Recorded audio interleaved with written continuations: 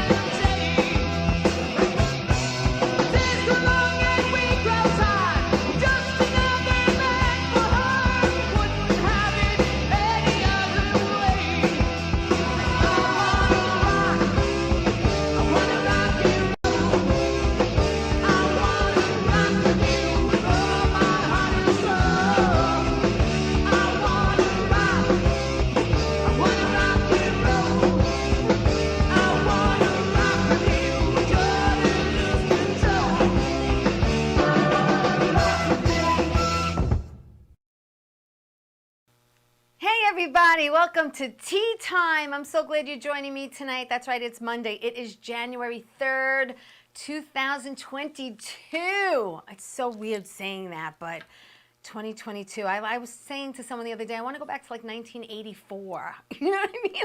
I don't know. It just sounds so much better. Anyway, I'm going to talk about my weekend real quick, my New Year's weekend real quick, and then I'm going to get to my guest. Friday was New Year's Eve, and I decided to spend it with my mother in Queens.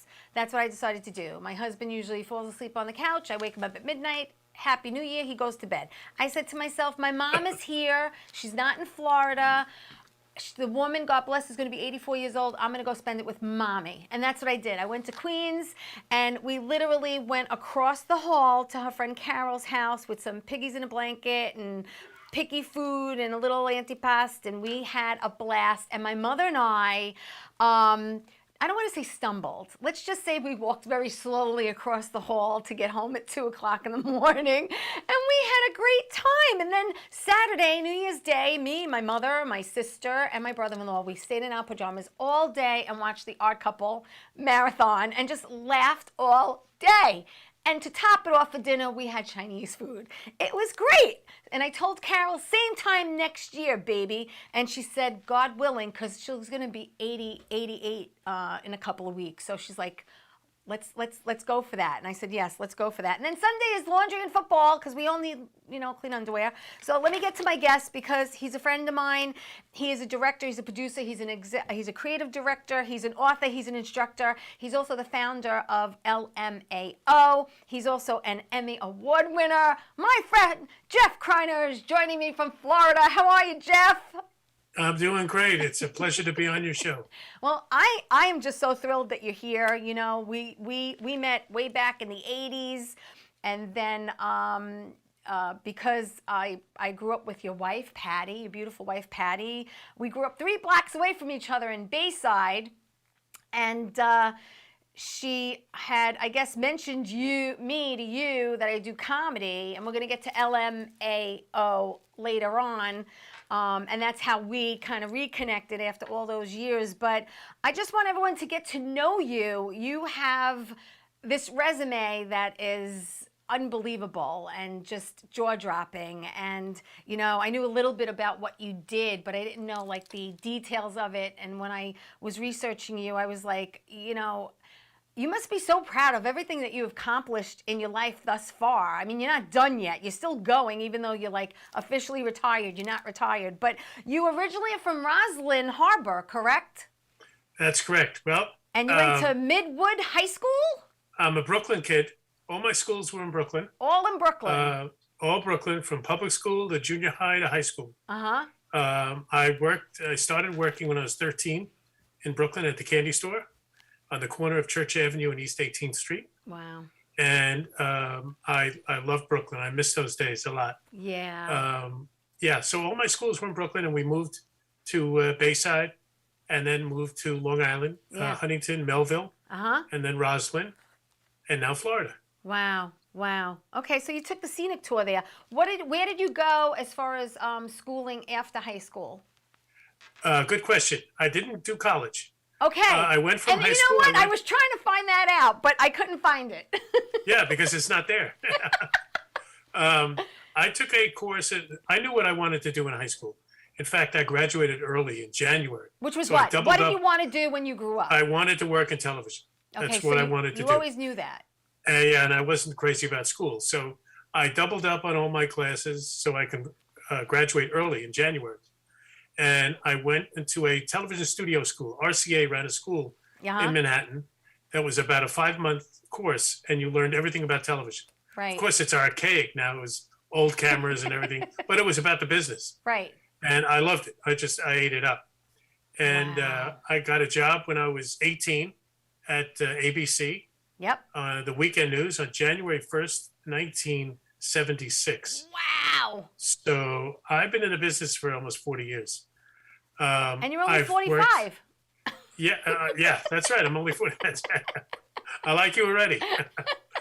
So I worked on the weekend news. I was a gopher, basically someone that got coffee for everyone. Yeah, you started at the bottom. Right, started at the bottom and just worked my way up, got promoted a couple of times, and then ended up going to CBS in 1981 when Dan Rather took over from Walter Cronkite. Wow. And I worked on that show as an associate director.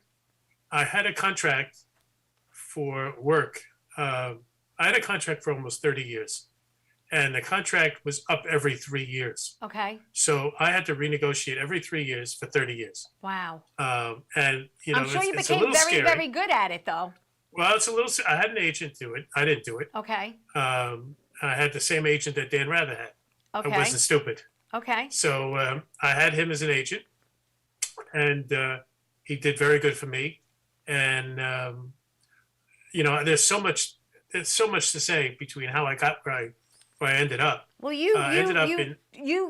so you started January 1st, 1976. You go to this school that's kind of like a, for television. Yeah, right? Keep in mind, I was 17 at the time, and all the students there were Vietnam vets that were getting the school for free because the government was paying for it. Right, right. So I'm a 17-year-old. I'm like the youngest by far. Right. And I just loved doing it.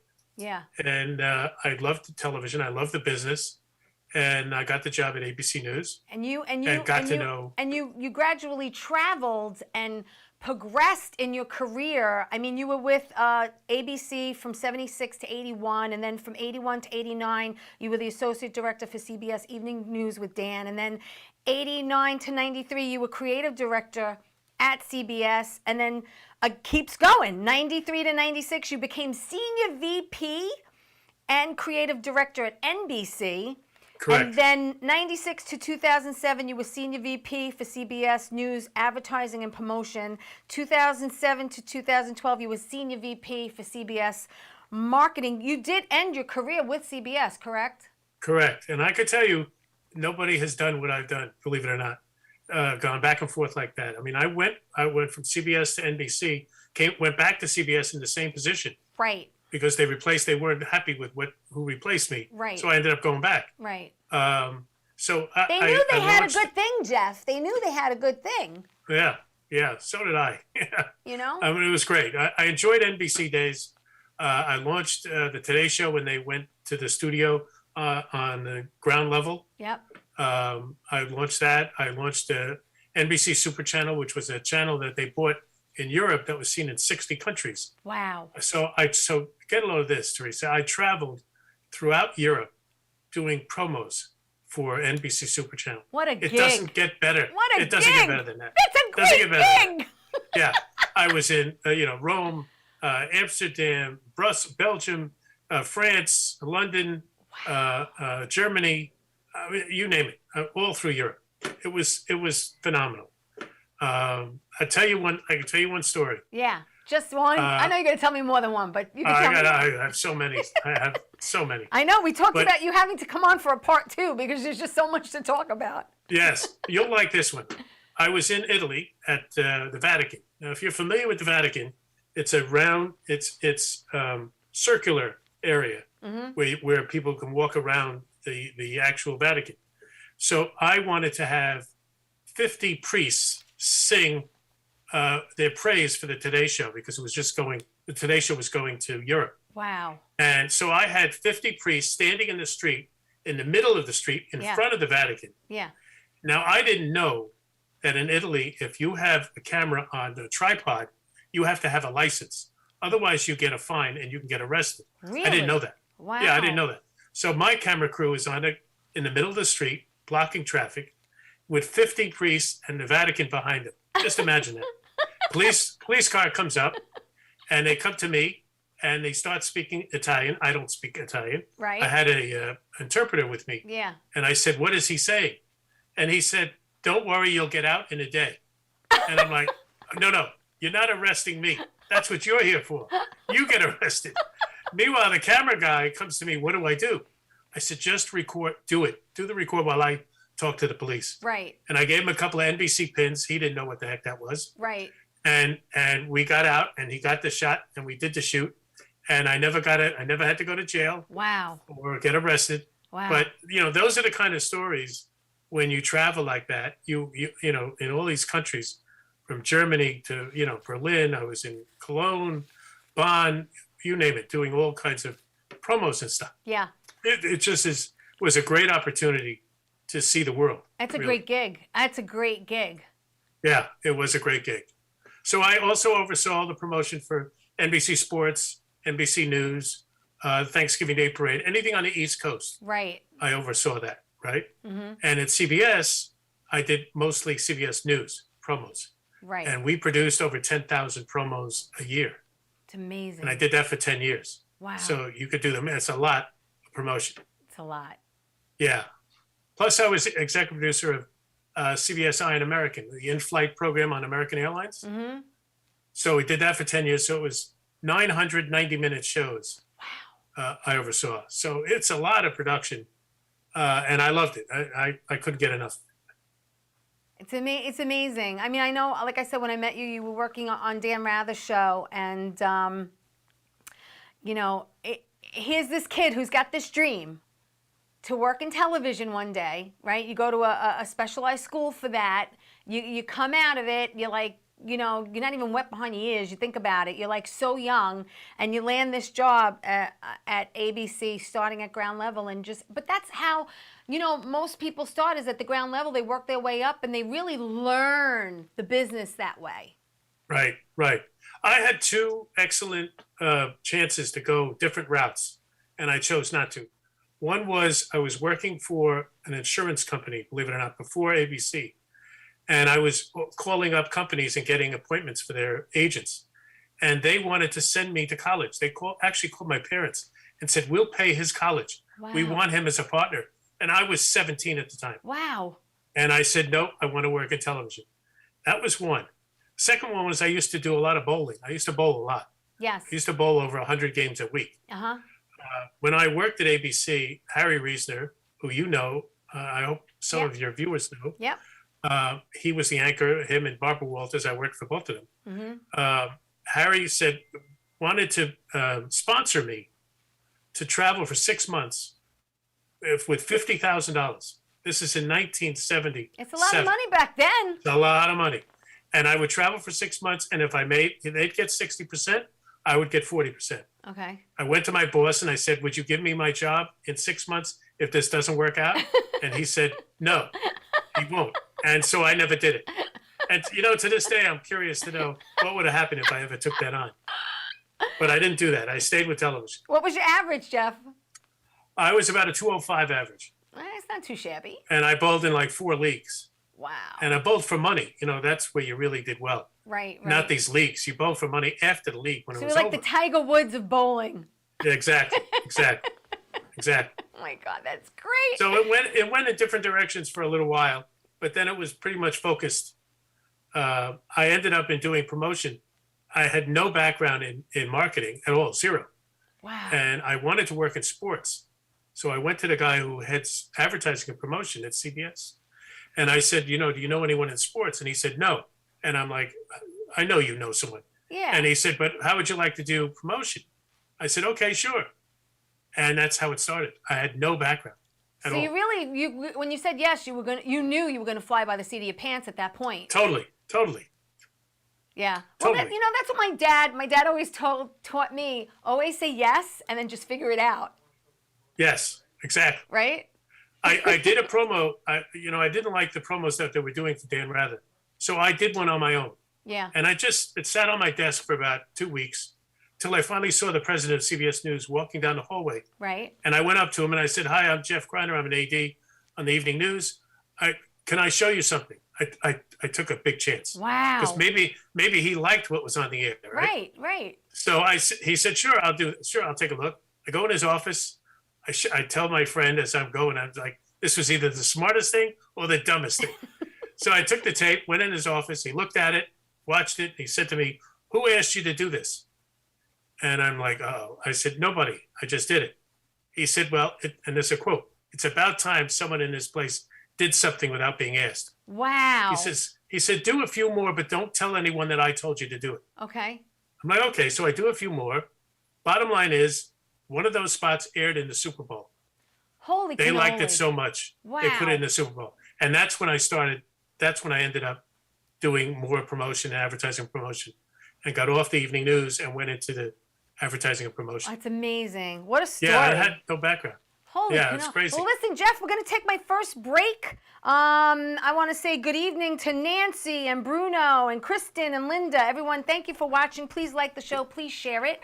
We're going to go to break, but don't go away because we're going to talk more with Jeff about his 2 books and about who he's interviewed and other things that he's done, and of course LAMO. So don't go away. Stay right where you are. We'll be right back.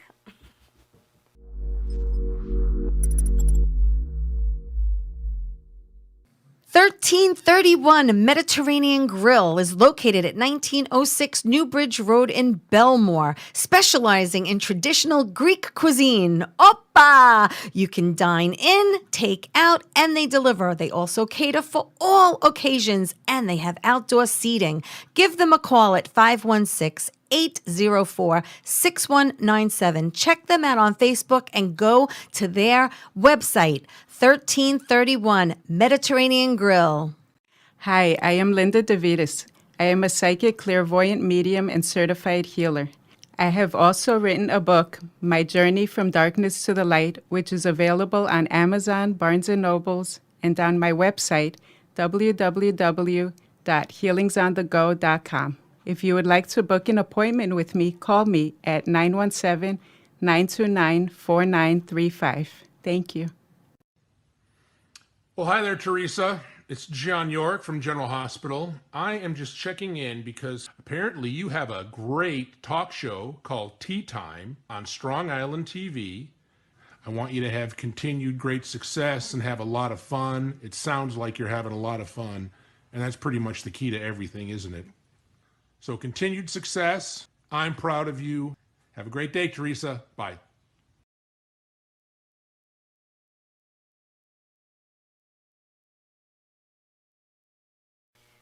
Hey everybody, welcome back to Tea Time. I'm so glad you're joining me the first Monday in 2022. I am with my friend Jeff Kreiner. He is a director, producer, creative director, author, instructor, founder of LMAO. He's an Emmy Award winner. We're gonna, and I want to thank everyone. Thank everyone for watching. Mickey's watching and Ann's watching. Everyone's watching. Troy, Curtis, thank you everyone for watching. I appreciate you tuning in. Please like the show. Please share it. And for everyone else, you can watch Tea Time every Saturday morning at 11 a.m. on Channel 20 for people who get optimum and live on Long Island from this beautiful Paradise Studios right here in Massapequa. So tune in on Saturday mornings, 11 a.m., Channel 20.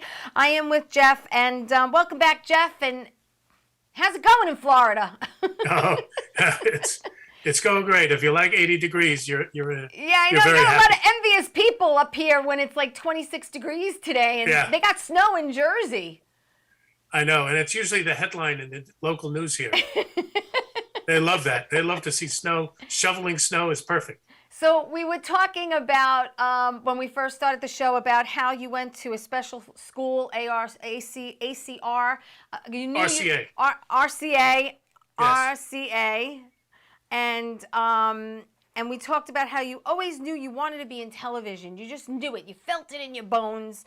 And boy, right out of the gate, you get into ABC, and then you kept going with CBS and NBC, and worked your way up to senior VP, CBS at marketing, and you won Emmys. You won many awards. Okay, you won. Tell me about your first Emmy that you won. Okay, so I was not really big on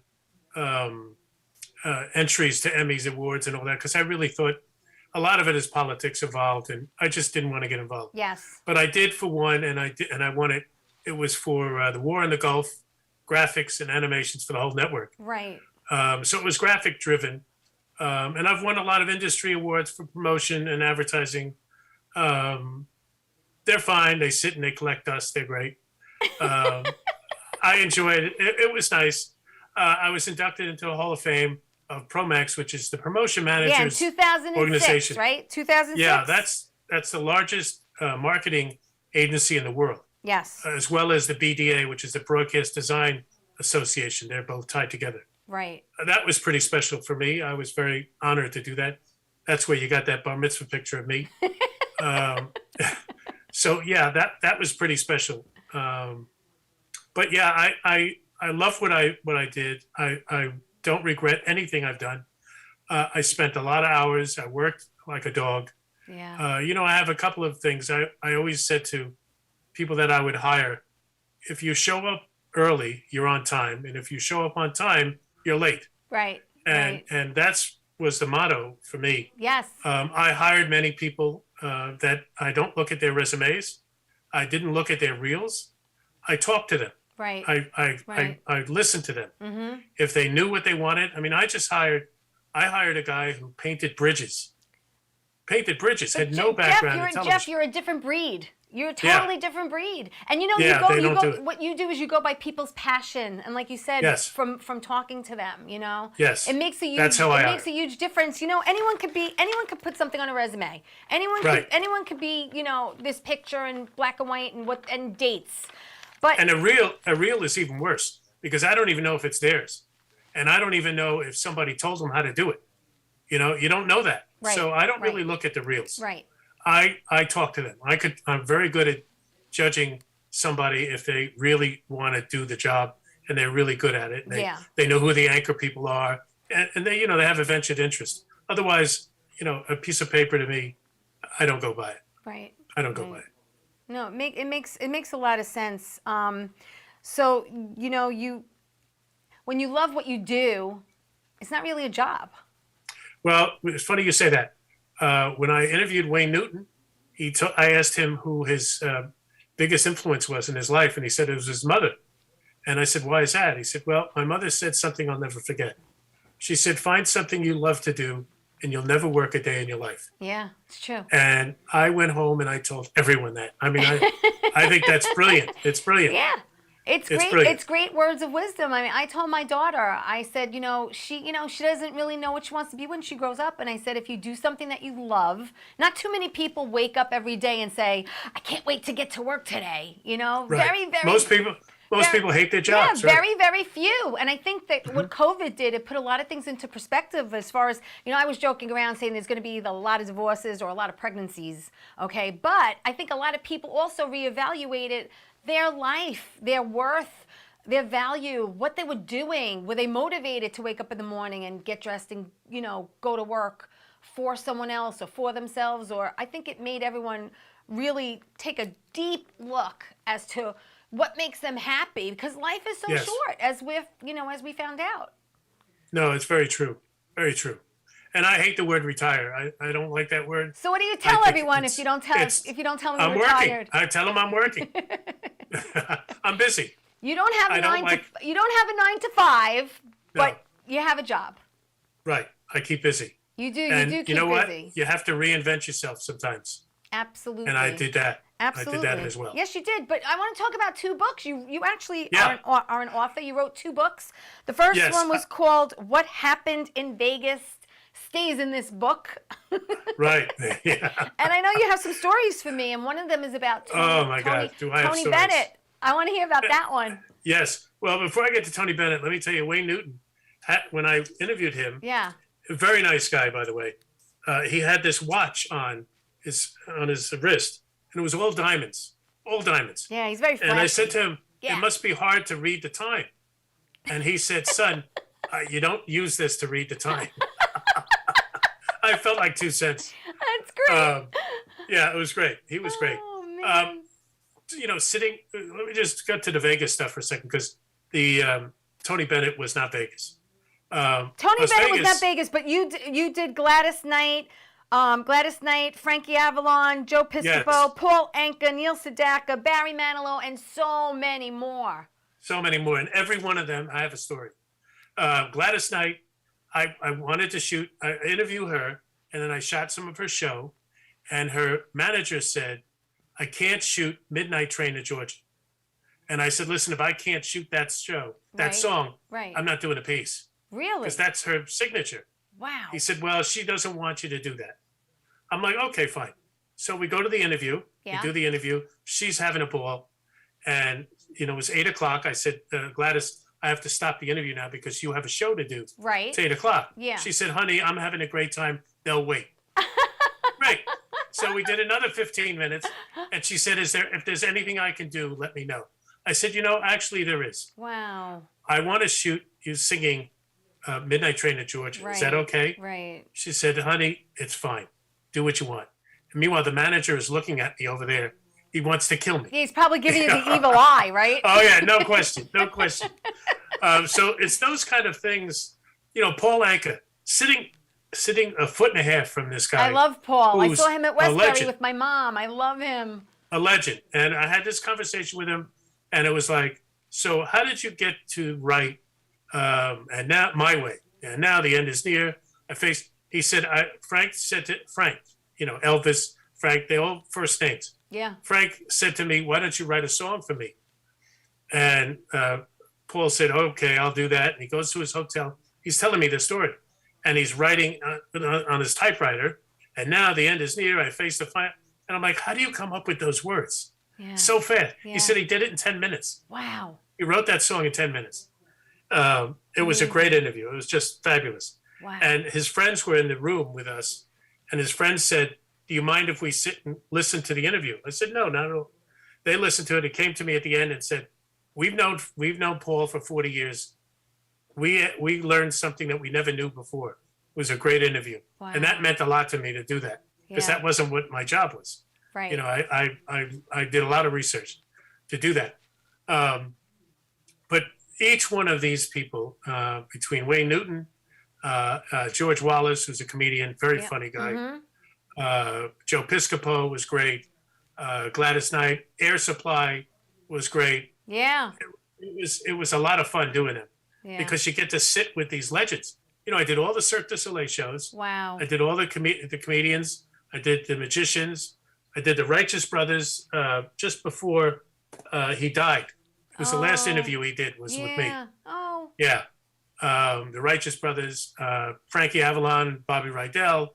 You did Bobby Rydell, Yeah, right? Bobby was on my show. He was great. Yeah, he's great. He's a good guy. Good guy. Yeah. So Vegas was great. Vegas was a lot of fun. The reason why I did it was for the airline, because I did it around 9/11, and people were very afraid of flying, Yes. as you can imagine. Yes. So I had to come up with programming on the middle screen that people can watch and feel comfortable with, and not think about, a plane hitting a building. Right. So right. I came up with this Vegas stuff, and it was very entertaining. And of course, it was a lot of fun for me to do.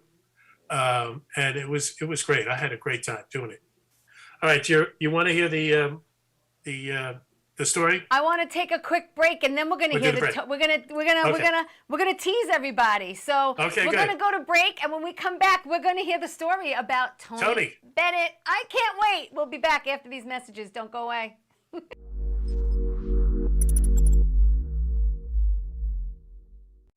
1331 Mediterranean Grill is located at 1906 Newbridge Road in Belmore, specializing in traditional Greek cuisine. Oppa! You can dine in, take out, and they deliver. They also cater for all occasions, and they have outdoor seating. Give them a call at 516 804-6197. Check them out on Facebook and go to their website, 1331 Mediterranean Grill. Hi, I am Linda DeVitis. I am a psychic, clairvoyant medium, and certified healer. I have also written a book, My Journey from Darkness to the Light, which is available on Amazon, Barnes & Nobles, and on my website, www.healingsonthego.com. If you would like to book an appointment with me, call me at 917-929-4935. Thank you. How you doing? It's Sal the Voice Valentinetti. Why are you watching me? You should be watching Teresa Canastraci Tea Time with Teresa Canastraci Farrell. And make sure you follow Teresa on Facebook, Tea Time with Teresa Canastraci Farrell. We'll see you there. I love the way you say my name. I love it.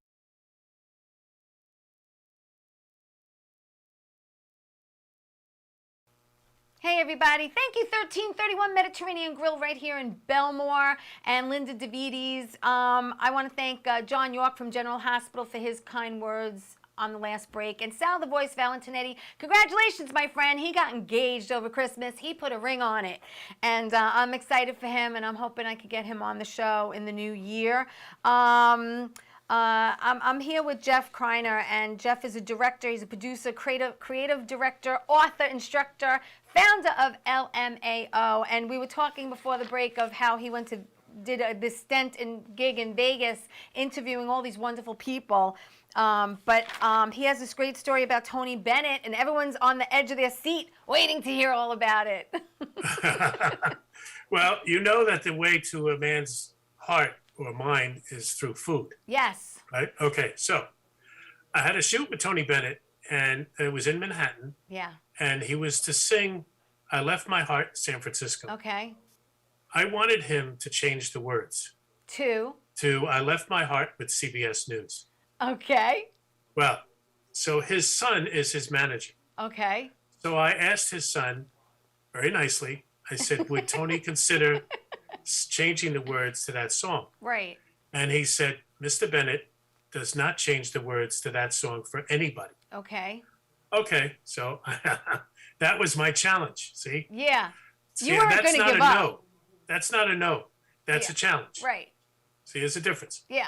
So I found out that he ate at Patsy's restaurant, Italian restaurant, Patsy's in Manhattan, which is a great restaurant. I've been there many times. They have great food. Yes. I called him up. I spoke to the manager, who happened to be the chef. And the chef, I said to him, look, I'm That's doing a Sal. shoot You with spoke Tony. to Sal, right? Yeah, I'm doing a shoot with Mr. Bennett, Yeah. and I'd like to cater his favorite lunch for that shoot. He said, oh, Mr. You're Bennett, a absolutely. sneaky man. Absolutely, we'll do that. So the day of the shoot comes. The chef comes with his hat, the whole thing, with the outfit, the whole thing, from Patsy's. Yeah. And he brings his chicken dish or whatever the heck it was that he had. Yeah. And he was thrilled to have this, right? Right. So right away, I have it, right? Yeah. So I said to him, he said, thank you so much. That was very thoughtful of you to do that. Mm-hmm. And I said, well, I have a favor to ask. Uh-oh, here it comes. Yeah, and his son is right over there looking at me like, don't even ask. Right. And I didn't give a shit. I asked anyway. Of course. So I said, Mr. Bennett, would you mind changing the words to I Left My Heart with CBS News? And he looked at me, he looked at his son, and looked back at me, and he said, well, normally I never will change the words to that song, but because you were so thoughtful, I will do it. And his son looked at me. I think he would have slashed my tires if he could.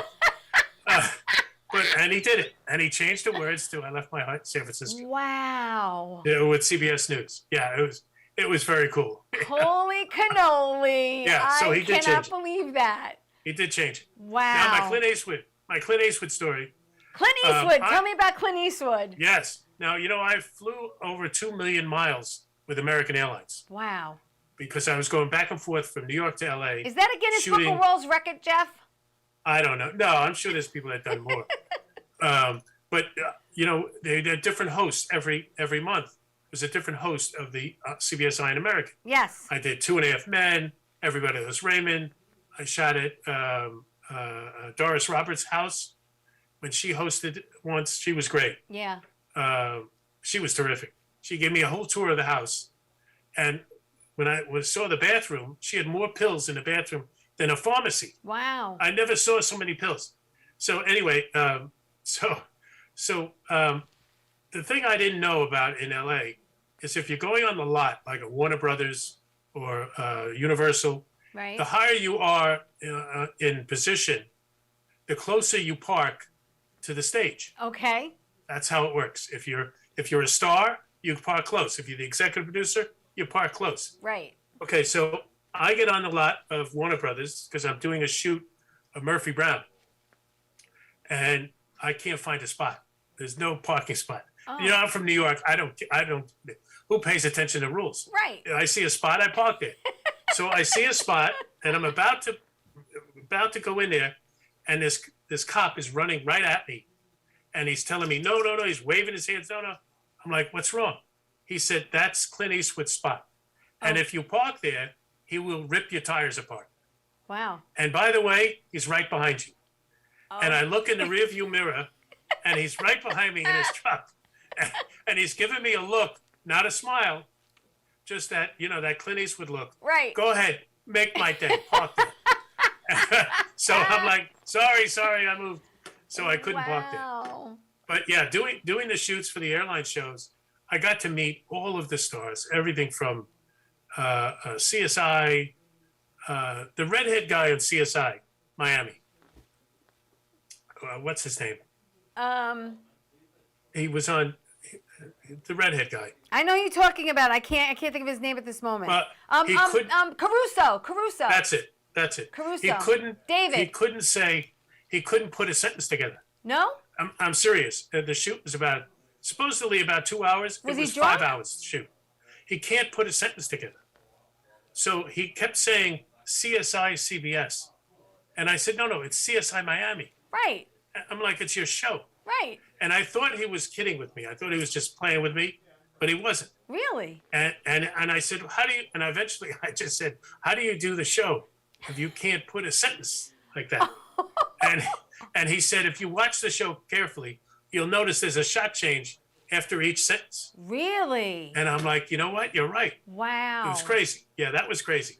But working with Jeff Probst from Survivor. Yes, you shot worked him. with Jeff He on was Survivor. Great guy. Yeah, he seems that way. Yeah, it was a lot of fun. So the airline show was in addition to the daily promos that I had to do as well. Right. And oversee all of that. I had a staff of about 12 people. Okay. We had a multi-million-dollar budget. Of course. Yeah, because we produced a lot of promotion, and it was a lot of fun.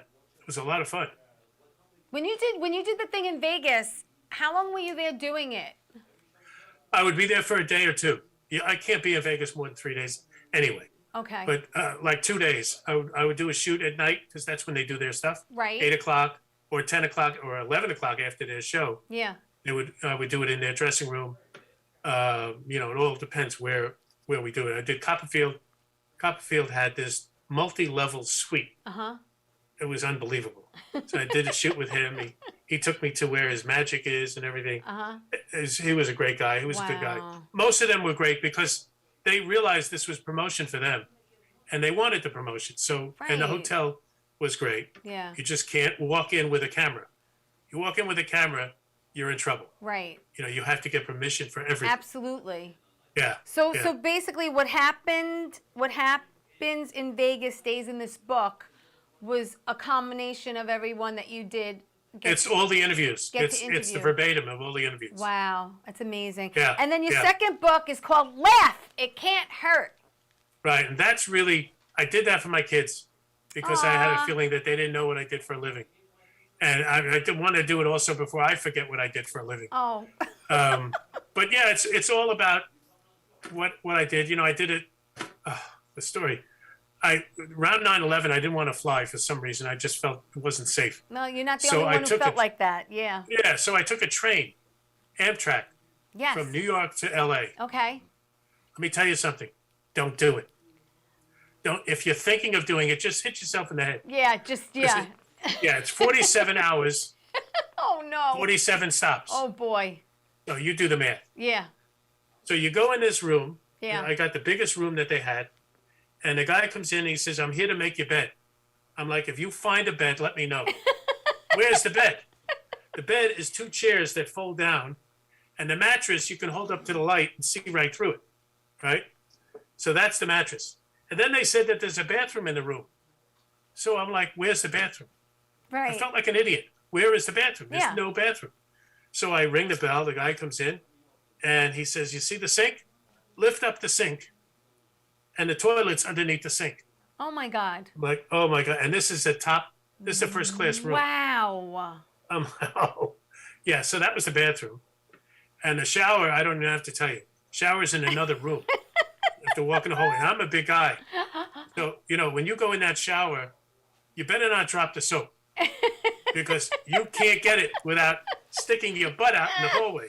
You just can't do it. It's just very narrow. Very narrow. Wow. So yeah, it's not a fun. It's not a fun. So that was the first and last time you ever went that way. Correct. I'd rather hit a mountain than sit on that train. It was a disaster. I remember, a disaster. I was little. I was very little, but I remember taking the train when I was a kid. We took the train to Florida, and I guess for me it was fun, but for the adults, I'm sure it wasn't. No, it's not comfortable. It's not. And the airline is a whole nother thing. I usually laugh every time I go on a plane when they do the security thing. Yeah. When they show you how to put a seatbelt on. Right. Let me tell you something. If you don't know how to put a seatbelt on, yeah, you're in you trouble. should get off the plane. Absolutely. They should tell you, if you don't know how to do this, you don't deserve to fly. And they go through the whole thing with the oxygen, breathe normally. Yeah. Let me ask you a question. Right. The plane's going down Mach 3. Right. Are you going to breathe normally? No. No, of course not. It's a joke. I used to tell the flight attendant when I got on the plane. Gosh. I like to sit in the back. I used to tell them. Jeff. And they said, why? I Yeah. said, because it's safer in the back. You ever hear of a hitting a mountain in the back? No. And they look at me like, yeah, you're right. Yeah. Oh my God, you're making me laugh so hard. And speaking about laughing, we're going to take my last break. And when we come back, we're going to talk about laughing. We're going to talk about LMAO. That's what we're going to talk about. So don't go away. More with Jeff Kreiner when we come back.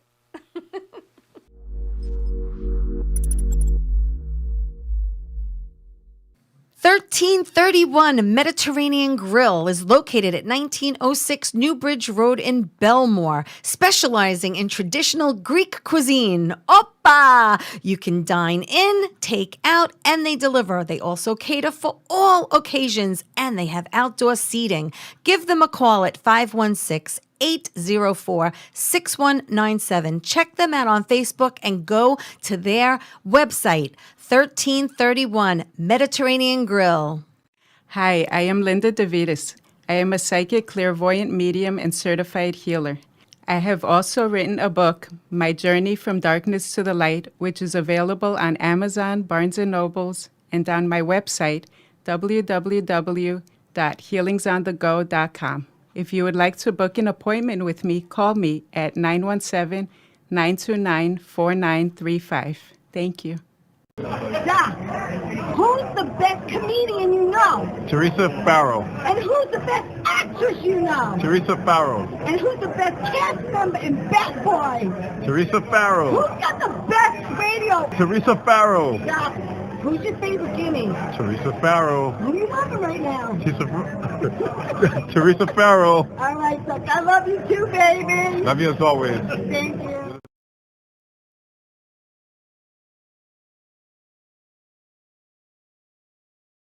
Hey everybody, welcome back to Tea Time. Yesterday's birthdays, Doreen, my friend Doreen. Happy birthday, Doreen, and my friend David Cohn. David Cohn's birthday, 59, I think 59. Yes, 59. Yeah, 59. So happy birthday to David. Talk about David and Yankees and Mets, because I actually met David when he first signed with the Mets. You played 4 games at Yankee Stadium. So tell me about that before we get to LMAO. Yeah, I'm 4-0 in Yankee Stadium. So it was a bet. I said to a friend of mine at CBS, wouldn't it be great if we could play a game in Yankee Stadium? And he said, you can't get that. Well, there was the challenge. Hey, never I say called- never. That's right. I called Steinbrenner's office, and the guy picks up the phone and says, hello. And I said, hi, I'm Jeff Kreiner with CBS. We'd like to play a softball game in Yankee Stadium with Dan Rather. He said, does Dan know how to play? Now, when I heard his voice, I recognized him. It was Steinbrenner picked up the phone. Wow. So I said, yeah, he won't disappoint you. And he knows how to play. He said, okay, call this guy, Bill, and tell him I said it was okay. Okay. I hung up, and I'm like, do you believe I just got this? So, make a long story short, we played Cosby, we played Letterman, we played Conan, and we played Brokaw. We played 4 games in Yankee Stadium. We had the whole field. Nice. And what I did was I brought 2 bottles of wine, and I gave it to the grounds crew people, Yeah. and they gave us an extra hour Nice. because I gave them, smear them. You give them, You're give them a couple of bottles of wine. Right, they do it. Schmoozing. Right. That's right. And we played full games in Yankee Stadium. I had Mayor Koch throw out the first ball. Oh, how cool. We had an announcer. I had Eddie Layton, the organist, play the music for us. That's fantastic. We had a great time. That's great. So I'm 4-0. I'm a pitcher. So I'm 4-0 at Yankee Stadium. Nice, Jeff. And Well, you know, I'm in a show called Bat Boy, a Yankee Miracle, and that's the true life story of Ray Negron, who got caught spray painting graffiti on Yankee Stadium back in the 70s, and he was caught. He all his friends got away. They all ran. He fell down. He got caught. And Steinbrenner, instead of putting him in jail or whatever, he said, "Hey, I'm going to put you on the field tonight and make you a Yankee bat boy. And as long as you keep good grades in school, you can remain a bat boy." What a story. Until today, he's still with the Yankees. 46 years. He's a consultant now. It's crazy. So I'm in the show. I play his Aunt Olga in the first half of the show. And then I play this ditzy blonde as the marshmallow salesman's girlfriend who Billy Martin punched out at a bar. And Steinbrenner fired him over that too. But how cool is that to be on the field? I have something cooler. How many do you know can say, and I can only say this because my mom's not with me anymore, that their mother stole second base? Bet you can't say that. Literally, huh? I have second base. Good for you. From Yankee Stadium. Oh, that's great. And she took it. Yeah. Only because I said to her, it would be great to have second base. And she did it. And she did it. She good walked for, out under a jacket. My mother would have done the same thing too. So good for her. Right. There you go. Oh, that's a great story. And I know you lost your mom, and she was a beautiful artist. Yes. A beautiful, talented artist. I love everything that she's done. I have a few of my faves, but she was great. So we're talking about laughing. We've got about six and a half minutes left to my show because it goes so fast, and I know I'm going to have you back on because there's so much to talk about. But tell me, we reconnected through LMAO. Laugh my ass off. You are the founder. You put this brainchild together, and basically you get comics in different cities to perform at clubs, and it was traveling. And when you and I met, it was March at Dangerfields, like a week before the shutdown. Right. You know what it is? Look, I believe in reinventing. I also believe that there's humor in everything. Everything. So I had no problem with this. Yep. And I reinvented what I was doing for a living, which was news, which I had enough of. And I traveled around the country. I've shot we're at 40 shows now, 40 half-hour shows. Wow. They're airing now on JLTV and on the Binge Network. If you go to the bingenetwork.tv, you can see all the shows that I've done. Awesome. And they're great. I think they're great.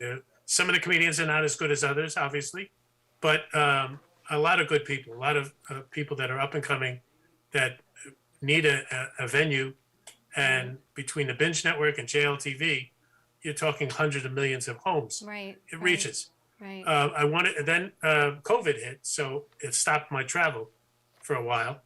I hope to do some more this year. Yeah. And do more with LMAO, it's a great name because I don't have to explain what it No, is. you don't. Everyone knows what it means, and we Right. did. Like I said, we did Dangerfields, and I thanked you in the past for giving me that opportunity, and I'll thank you again. And it was great. And what's nice about it is that yes, you may not have. You may have someone who's been doing comedy for a year. You might have someone who's been doing comedy 10 years. And what's nice is that you give every comedian a platform to do that. And there aren't that many places that do that. Unfortunately, Dangerfield has closed, and I'm really, really hoping one day someone takes it over and reopens it because it's such an iconic space and place to know, all the feet that have walked through there and have been on that stage. And I'll be honest with you, I did comedy in the early 90s for quite a while, and I did Caroline's and Stand Up New York, and I've done the comic strip. I've never, ever done Dangerfields. So I was so excited to be there that night with you and the other comics because it was a once-in-a-lifetime opportunity.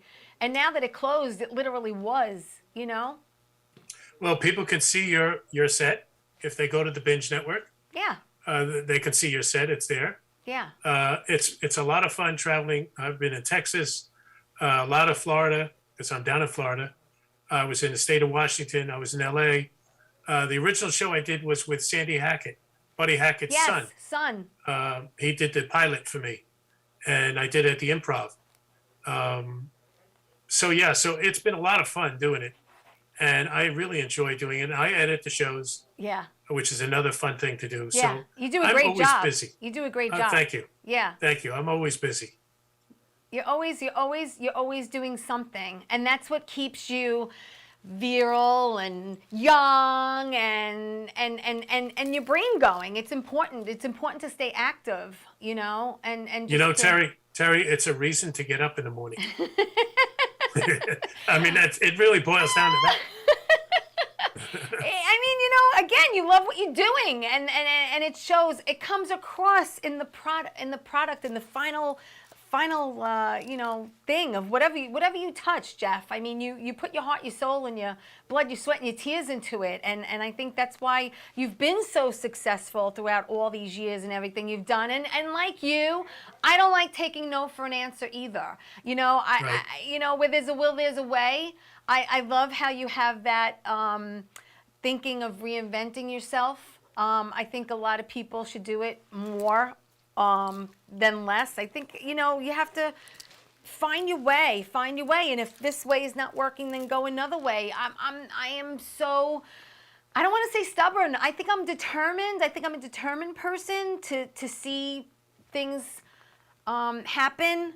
For me, I hate giving up. I don't like giving up. I kind of Well, you have some good qualities. One of them is you do your research.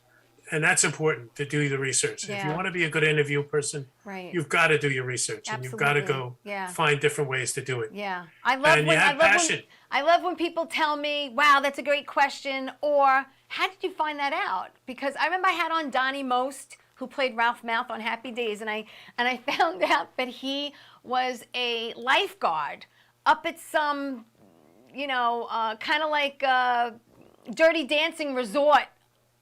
In upstate New York. And he's like, "How did you know that?" And it's like, I can't give away my sources, but it was nice to see his reaction, how, no one knew that. Yes, yes. know? Well, what's very important is the ability to ask questions that others don't ask. And that's not easy. Right. Because a lot of people you interview have been interviewed many times before. Right. So it's really hard to find that Right. special Right. question.